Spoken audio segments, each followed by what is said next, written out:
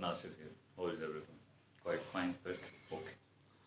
So, in today's video, we will continue with the same stuff. Our topic is words out of words, right? As I've said in the previous 3-4 lectures, that we can form, right, words out of words.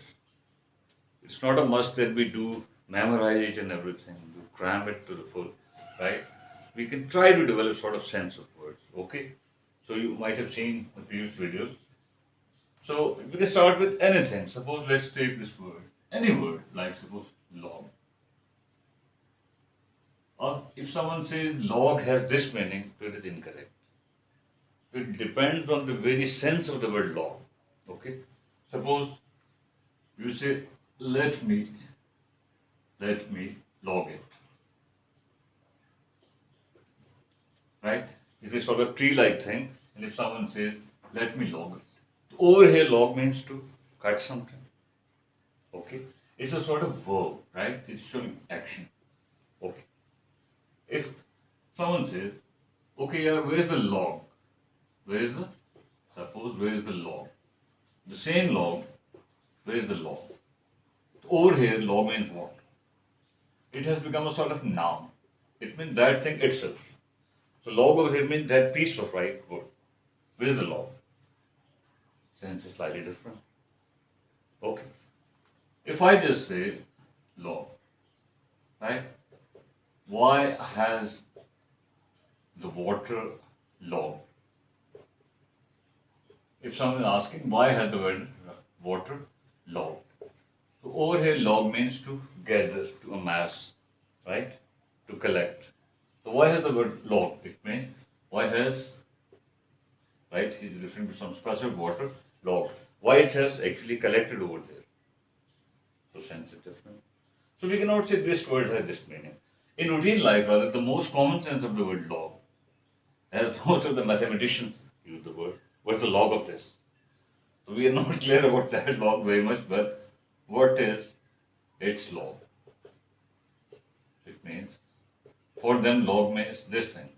For we, it might have different senses. So it is incorrect to say this word has this meaning. Okay. If we take the same word, and if we change this word a bit, suppose we add some word, some letter before it or after it. So if instead of log, if I say slog, or if I say clog, or if I say blog, right? If I say flog, I'm just adding right one letter. Look, different words are there, right? The basic word was log, and by the addition of s, it has become slog. Slog stands for what? To, you would have seen, right, in different matches that the way he slogged that ball, to thrash something, to beat something very, right, in a very brutal fashion. Okay? So you say, don't slog it. It means don't beat it that hard. Don't slog it. Okay. Don't clog has different senses, but clog in a sense anything that is used to stop something. Right? So we see here they are still trying to clog that thing. Clog means to stop. The question is how to clog it. Suppose you say clog this vehicle. Right? You want to say clog this vehicle somehow. It means it is slipping or something, so clog it. Stop it somehow. There's different meaning. Blog, a very common word, even lay folk knows. Blog is, everyone is a blogger, right? So that blog that we make is sort of site-like stuff. Cooking blog, teaching blog, whatever. And flog. I have just added F over. Flog means to, once again, to beat something. So we say he resisted a lot. Finally, he was flogged to submission. That means they beat him so much that finally he said, yes, I had done this thing, whatever. So flog means to beat, right? You might have heard the expression flog a dead horse. Flogging a dead horse. Flogging a dead horse. It means to use something futile, use something useless, right?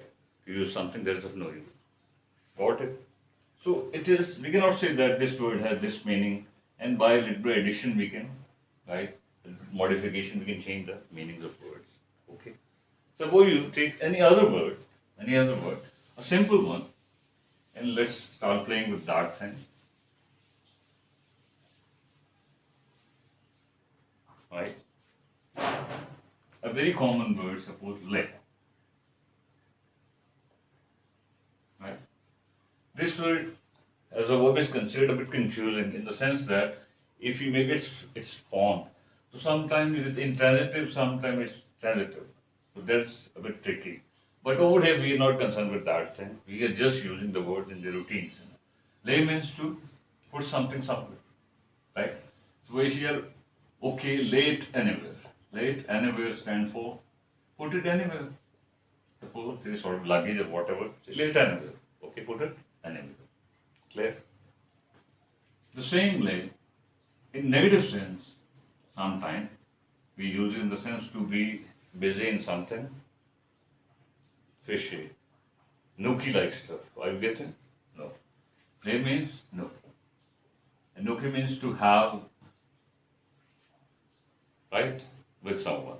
Okay? So we say, when the police reached there, they were engaged in play. They were in lay. So you can guess it. When the police reached, when the police, okay, P-U-L-I-C, reached there, they were in lay, or they were busy in lay. So it means they were having, right, with each other. Getting? No? Okay. So, if I modify this word a bit, right, if after lay, before it if I add P, it would become play. If I add any word, suppose S, it will become slay. If I add C, it will become clay, right? If I add, suppose F, it will become flay. Okay, so these words have different tones, they have different meanings. Play, in routine, all of you know its routine meaning, but sometimes play is also used in a bit uncommon sense. Suppose they sort of play in this machine of yours. When there is something missing and right, it's not that fit. Okay, would have heard this word from mechanics, right? Okay, we have to treat this play first. Okay, so play in different, it can be used in different idioms, different expressions, but we are not going into that detail. Slay. I have just added S before. You would have heard he was slayed to death. He was slayed actually. When you slay someone, that means you do kill that person. He was finally slayed. That means finally he was killed. He was finally slayed. Okay. But sometimes the same word has a little bit different meaning. Murder is one thing, slaying slightly different. But assassinate, nowadays, this word has become very common after the case of White George Floyd. Assassinate basically means to do what? To kill someone who is a bit important from worldly point of view, right? Who is a person who is not actually unfamiliar with the masses. People know him. Whether he's a good person or not, that's another cup of tea. So assassinate is to kill someone who is a man or woman of repute, right? People know that person, right?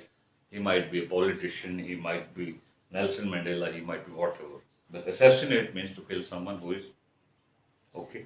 And that process would automatically be called assassination. Assassinate means to kill. Assassination means that process. And assassin means that person, the killer. Suppose you see, the assassins are still on the roam. The assassins are still on the roam. That means assassins are still actually free and no one has actually succeeded in capturing them. Okay? What about this one? Clay. Clay, you know, right? Pots made of clay pots, okay, mud like stuff in a bit solid form. Clear? So, flay. This word has become very common nowadays. Once again, flay in its literal sense means to remove the hide of something, right? Remove the outer covering of something, flay. But in routine life, it's not that common in its literal sense, but its common meaning is it's actually symbolic sense. You say, just stop flaying him. Flay means to flay. The parallel of flay can be carp. Carp. Carp means castigate. And castigate means to criticize. All these have the same meaning. Flay means to remove the covering. Suppose when I read there, the girls were flaying that person. It means they were criticizing him so much that, okay. Carp basically means to find fault with something.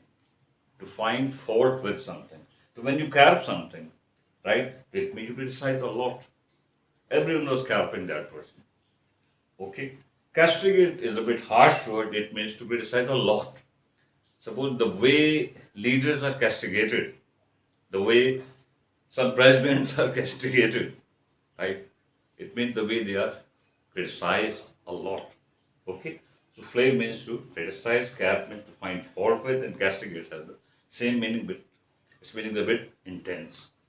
So this sort of stuff, it means the basic concept is try to nurture a sense of words instead of cramming them, right? So it takes time, but after a little bit practice with a passive time, actually one succeeds in learning something. Okay.